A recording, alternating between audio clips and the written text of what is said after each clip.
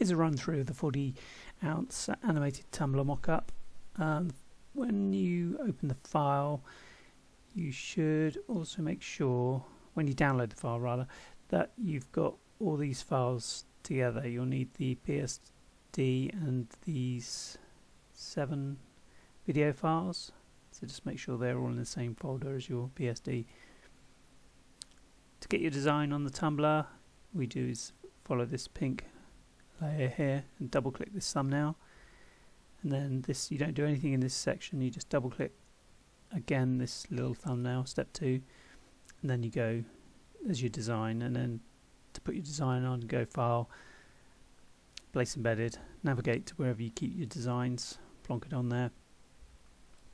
And when you're happy and you've positioned it and sized it, close this, and you've got to make sure you say yes here.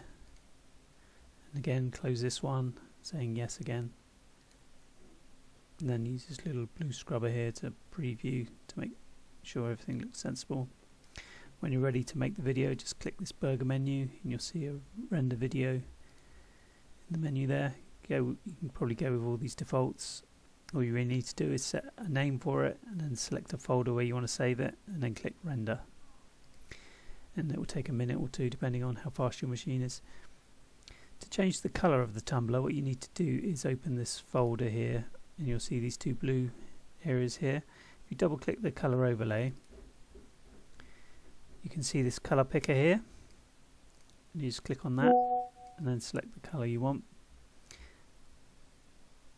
Copy that because you'll need that for the body as well. So double click colour overlay, click the colour. I'm going to paste Control V here. Let's bring that into there.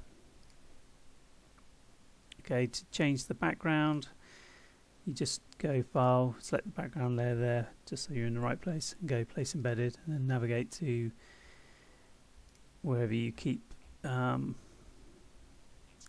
backgrounds.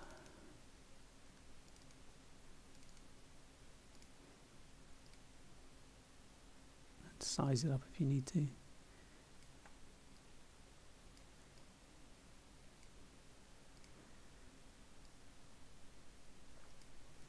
Okay, so that's the background taken care of.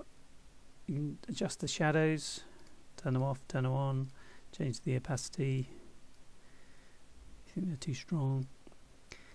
Now also you can check, you can change the, you see what I've done, that happened there is because whenever you plonk a new layer on, for example I was on that frame when I put the, I must have been on that frame when I put the background on, and what it's done is when you go Place Embedded, it drops it wherever you are in the timeline, so just make sure by dragging it that it's at the beginning and at the end of the animation. You can change the width of the timeline here by using this little shrink.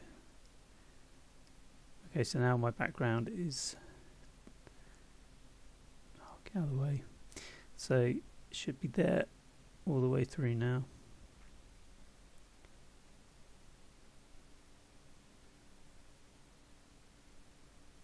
Cool. To change this metal effect at the top, you've got some options under metal color. So if you double click that smart object, here you can change it to the rainbow, copper, gold. Once you've selected it, close that and say yes. And I think that's everything. I don't think there's anything to cover. You can change the intensity of the reflections. Yeah, I think that's everything. Any questions, give me a shout.